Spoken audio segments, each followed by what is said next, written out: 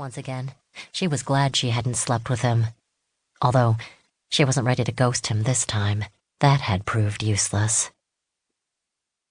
At 5 a.m., she changed into her suit for the day, balancing on one shoe at a time in the restaurant's cold bathroom while she put on her pantyhose.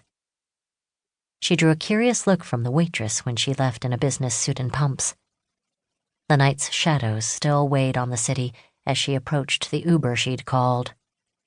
The driver, wearing a kufi and trimmed beard, unlocked the doors, and she got in. The car sped east and north on empty pre-dawn streets.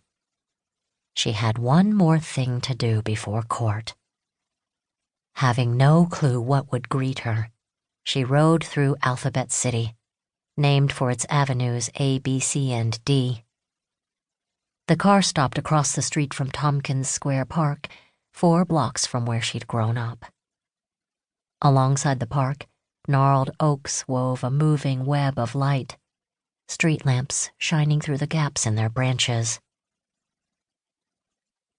She'd passed Brownie's in cabs a few times over the years since she'd ceased frequenting the place 2 decades ago, but she'd barely glanced at it. It had been as distant to her as an alternate universe you forgot once you left. Glimpsed from the outside, it had always looked the same as it did now. Grungy, with its windows blacked out and no sign to identify it. The driver looked back at her. "Are you sure you want to go there?" "Could you wait a minute for me to check if they're open?"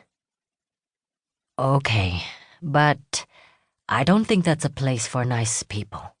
Ladies wearing suits." Lauren swiped her credit card, wishing she could heed him. "I'm okay, thanks." The morning was still dark outside, but when she pulled open Brownie's door, she entered true blackness, like the entryway to a spook house.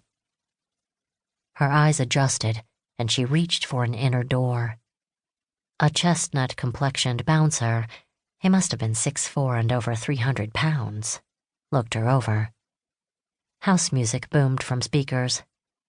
"Slumming," he said, a snide half-question, half-comment. "Is Brownie still here?" "Where else would he be?" Lauren walked by the bouncer, acting as if she'd passed his vetting. He didn't stop her. Unlike what the cabbie had said, suited-up lawyers and bankers did sometimes land at Brownie's. There was always a sprinkling of people who went from office to happy hour to nightclub to illegal after-hour spot to a spot like this that opened just before dawn when the after-hour clubs closed. Brownie's stayed open until mid-afternoon, closing just in time for happy hour. Manhattan offered an endless polar night to those on a death spiral. The small club hadn't changed much since the mornings when Lauren had accompanied Bobby here. They were always treated as honored guests, continuing a night of drinking, drugging, dancing, and Bobby's networking with his nefarious associates. Lauren passed the long bar now, not seeing Brownie holding court on a stool as he used to do. Red velvet couches and cocktail tables lined a small dance floor. The hour was still early for Brownies. Only a few men and a couple of women with dramatic low-cut dresses sat at one table.